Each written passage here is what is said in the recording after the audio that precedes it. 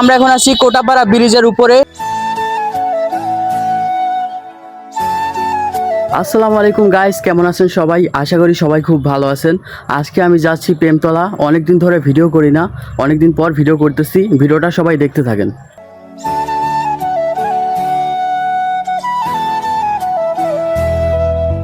তো গাইস, আমি কিন্তু চলে আসলাম প্রেমতলা বাজারে।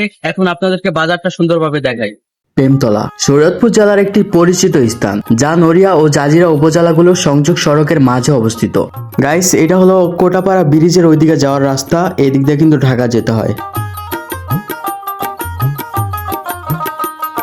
আমি এখন যেখানে আছি, আমার পিছনে আছে কোটাপাড়া ব্রিজ। এটা কিন্তু নতুন করা হয়েছে। তো চলেন আমরা একটু ভালোভাবে ব্রিজটা দেখি। তো গাইস, আমি কিন্তু এখন আছি কোটাপাড়া ব্রিজের উপরে। এটা হলো নতুন ব্রিজ, আর পাশে আছে পুরান ব্রিজ। তো চলেন ব্রিজটা একটু ঘুরে ঘুরে দেখা যাক।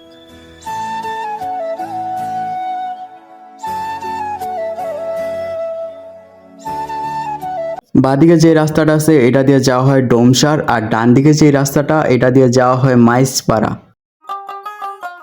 গাইস, আমরা এখন পুরান ব্রিজের দিকে যাব। পুরান ব্রিজে ওঠার আগে একটু ডান দিকে নামবো নদীর পাড়ে।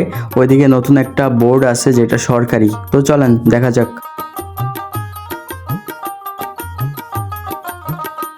এটা হলো পুরান ব্রিজ। এদিক দিয়ে একটা গাড়ি যাওয়া যায়, দুইটা গাড়ি কিন্তু একসাথে আসতে যেতে পারে না।